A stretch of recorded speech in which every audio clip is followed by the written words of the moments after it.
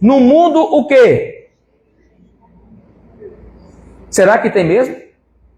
Gente corrompida e perversa? Você acompanha os noticiários? Você tem visto alguns casos por aí? Percebe? Quando nós vivemos na dependência de Deus,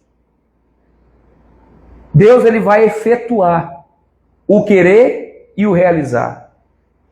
Eu gosto muito desses dois verbos que aparecem no texto na versão corrigida. O verbo querer e o verbo efetuar. Por que eu gosto? Porque Paulo ele está dizendo tanto o desejo quanto a ação pertencem a quem? A Deus. É Deus quem efetua o querer e o realizar. Ou seja, é Deus quem quer que nós vivamos na sua dependência. Amém, igreja? E Ele não só quer, como Ele faz por onde? Porque Ele tem o desejo, que é o querer, e Ele efetua, que é a ação. Tentem você lembrar o que é que nos falta para viver na dependência de Deus. O desejo dele, o querer. O efetuar é a ação. Nos falta o quê? Para depender para viver na dependência dele. Não tem. Porque tanto o desejo quanto a ação pertence ao Senhor. Mas lembrem-se, ele tem a soberania, porque ele é soberano. Mas nós também, como diz o verso anterior, nós temos que desenvolver a nossa salvação na reverência, temor e tremor ao Senhor. Ou seja, Deus quer, Deus age, mas nós temos que fazer a nossa parte. Nós temos que nos esforçar a viver na dependência dele. Então, nós não separamos a soberania de Deus e a responsabilidade humana. Não se exclui aqui.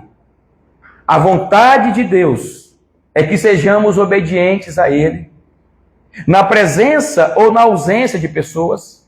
A vontade de Deus é que vivamos na dependência dEle, nos momentos bons e nos momentos ruins. Mas para isso, eu tenho que me submeter à voz dEle. Eu tenho que fazer o que Ele quer que eu faça. Eu tenho que obedecer. Meus irmãos, a nossa vida, ela começa a fazer sentido quando nós vivemos na dependência de Deus. Os nossos recursos falham e faltam algumas vezes. A nossa capacidade, a nossa intelectualidade tem hora que falha. A nossa influência, não é assim, meu Fernando? Às vezes você acha que tem um monte de amigo. Daqui a pouco, cadê os amigos? Mas nós vamos aprender a depender sempre do Senhor. Então, meus irmãos, percebam que para preservar a unidade é algo que depende de todos nós. Não é só de um, de todos. Então nós vamos fazer o que Deus quer que façamos. Depois nós vamos viver na dependência dele. E por último, os versos 15 e 16, que dizem assim: de modo que ninguém possa acusá-los. Levem uma vida pura e inculpável como filhos de Deus, brilhando como luzes resplandecentes no mundo cheio de gente corrompida e perversa. Agora escute isso aqui. Apeguem-se, o quê? Repita aí. Apeguem-se à mensagem da vida.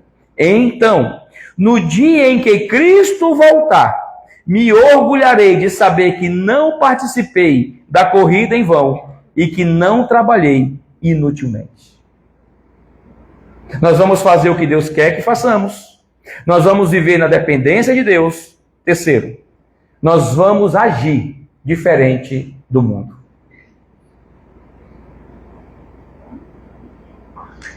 Você sabe o que significa a palavra santo? Separado. Não é perfeito, viu, gente? Tem pessoas que não conhecem a expressão, aí quando fala assim, só quer ser santinho.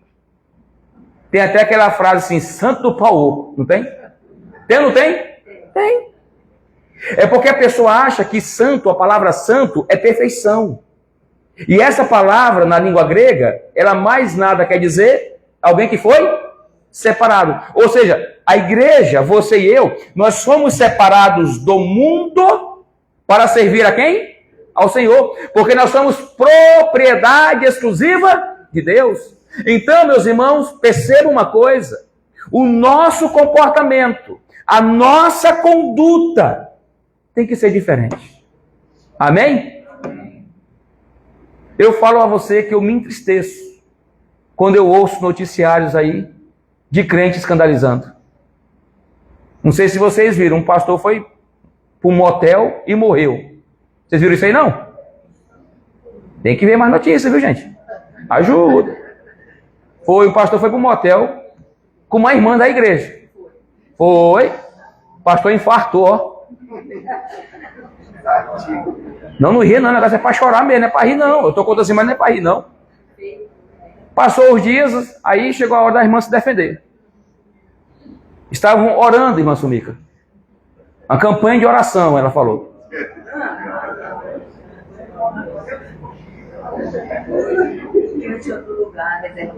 É triste. Foi mesmo. Sabe, é triste. Pastor escandalizando, roubando irmãos, desviando dinheiro da igreja, aceitando suborno e propina. Época da campanha, irmão Fernando. Campanha política, está chegando outubro. Pastor consegue 100 votos aí que eu dou o teto para a igreja. Tem ou não tem, irmão Fernando? Bastante. Pastor consegue 100 votos aí para mim que eu vou dar o piso da igreja. Tem, irmão Edgar. Vocês percebem a coisa? Crente dando mau testemunho no serviço. Chegando atrasado de propósito. Não cumpre as funções que tem que cumprir. E joga um colega contra o outro, que fofoca, que cria contenda. Gente, que comportamento é esse? Nós somos chamados já do mundo, nós saímos do mundo, amém, igreja?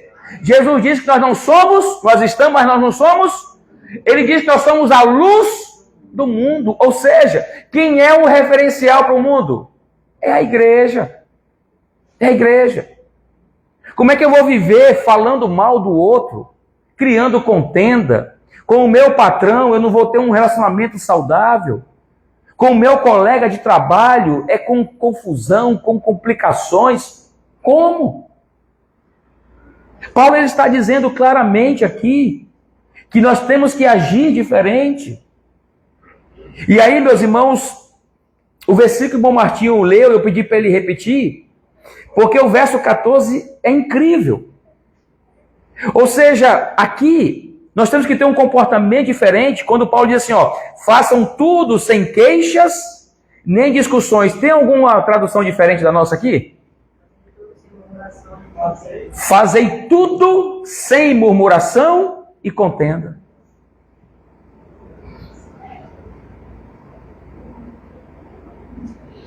É possível um cristão murmurar? É possível um cristão criar contendas? Mas, meus irmãos, isso é coisa do mundo. O mundo é quem faz isso. O mundo é quem cria contendas.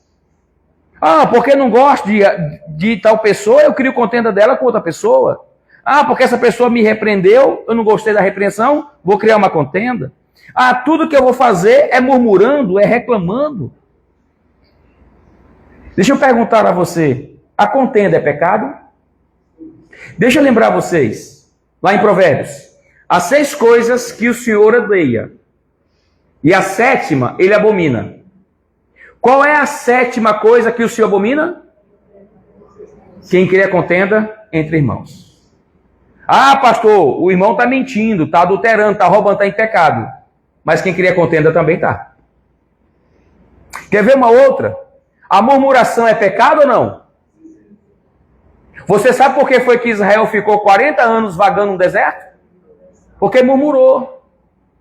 O povo caminhando pelo deserto, rumo à terra de Canaã, a terra prometida, o povo reclamava, murmurava. E aí, meus irmãos, deixe-me falar uma coisa. Nós precisamos tomar muito cuidado com a murmuração, sabe por quê? Às vezes a gente murmura e reclama com pessoas. Só que às vezes não é com pessoas. A murmuração é contra quem? É contra Deus. Você lembra que quando o povo estava lá no deserto, querendo água, querendo comida, o povo reclamou com quem? Com Moisés. Não foi? Mas não era com Moisés. Qual era o trabalho de Moisés? Era Moisés que tinha que dar água para o povo? Era Moisés que tinha que dar comida para o povo? Não. O papel de Moisés foi legislar, ele foi o legislador da nação. A lei que Deus deu à nação foi por meio ou por intermédio de Moisés. E Moisés agora é o libertador. O povo vai seguir Moisés, porque Moisés obedecia a Deus. Então as ordens eram repassadas para Moisés e Moisés passava para o povo. Mas o povo reclamava. O povo murmurava. O povo queria comida. O povo queria água. O povo não queria passar por dificuldades. Então o povo começa a murmurar. Mas todas as murmurações, Moisés disse isso em Êxodo 16, verso 8. As vossas murmurações não são contra nós, e sim contra o Senhor. Você tem dúvida disso? Abra sua Bíblia aí, por favor. Em 1 Coríntios, capítulo 10, versículo 10. Já estamos caminhando para o fim. 1 Coríntios, capítulo 10, versículo 10.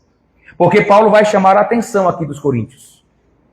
E ele vai fazer, ou melhor, trazer à memória algo que aconteceu com o povo. Quem encontrou, diga amém. E não murmureis, como também alguns deles murmuraram e pereceram pelo destruidor.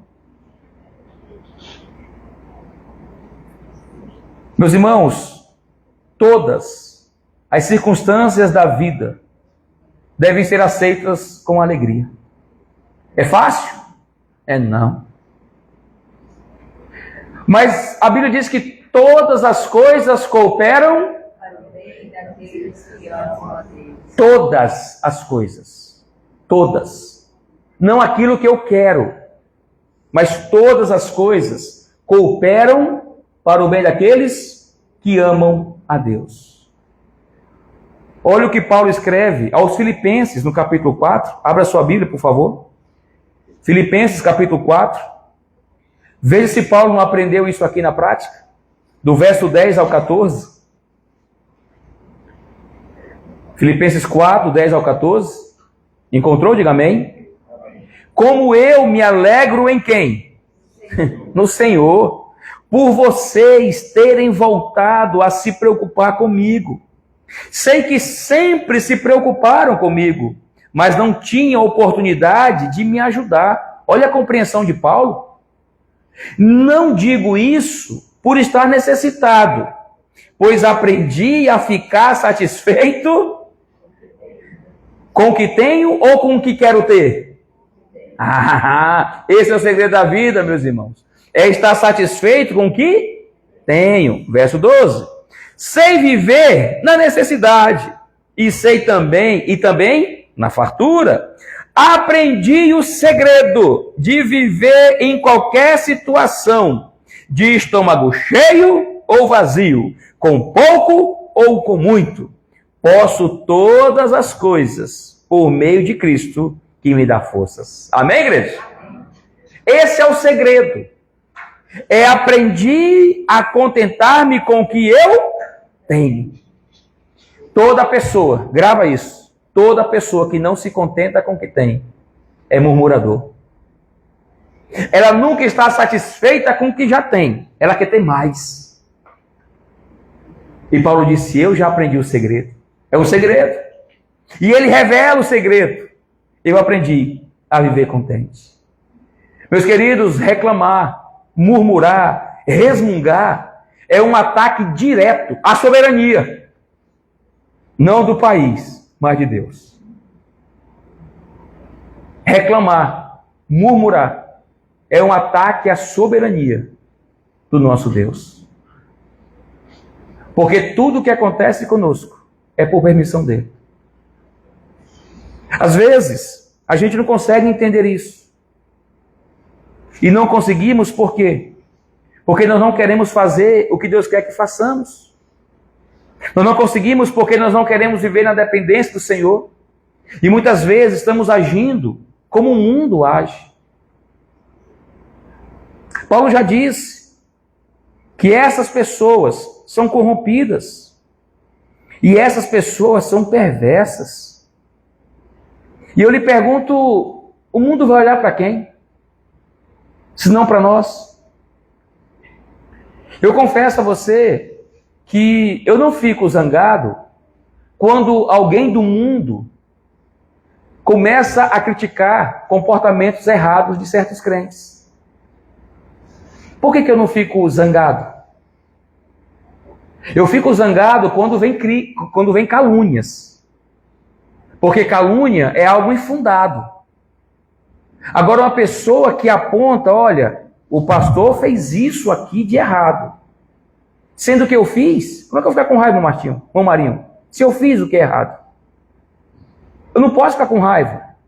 Das calúnias, eu fico zangado, porque é calúnia, é uma mentira. É querer imputar algo a alguém que a pessoa não fez. É chamar o ladrão de ladrão, porque ele é ladrão. Mas acusar a pessoa de ladrão sendo que não é, isso é uma calúnia.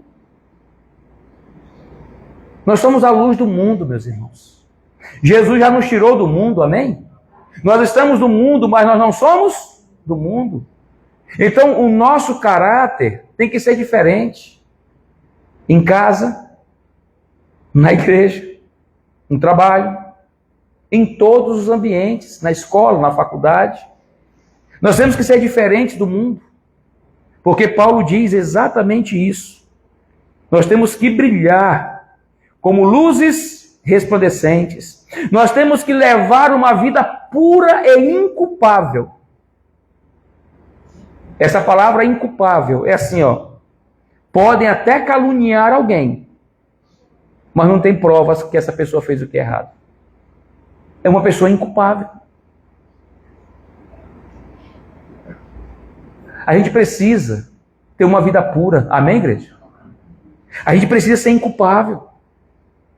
Calúnias, você vai receber, eu vou receber. O nosso Salvador recebeu calúnias. Paulo recebeu calúnias. Mas uma vida inculpável é uma vida não isenta de calúnias, mas de prova de que a pessoa fez o que é errado. E aí eu termino com os últimos versos do capítulo 2, os versos 16 ao 18, onde Paulo diz assim, verso 16 ao 18, apeguem-se firmemente à mensagem da vida. Então, no dia em que Cristo voltar, quem acredita na volta de Cristo, diga amém? Amém. Eu também creio. Essa é a nossa esperança, meus irmãos. Isso nos motiva. Então, no dia em que Cristo voltar, me orgulharei de saber que não participei da corrida em vão e que não trabalhei inutilmente. Deixa eu falar uma coisa para vocês. Tudo que estamos fazendo aqui é para o Senhor. Nada é em vão. Sabe esse café que tomamos agora mais cedo? Não é em vão, não é inútil. Sabe os evangelismos que fazemos? Os cultos que fazemos? Não é inútil, não é em vão. Porque tudo isso está formando o nosso caráter cristão. E Deus se alegra. E nós o glorificamos quando fazemos o que temos que fazer. Verso 17. Contudo, me alegrarei, mesmo se perder a vida. Vamos perder a vida ou não vamos? Vamos. Mas tinha a mesma certeza que eu tenho que Cristo volta, que vou partir daqui.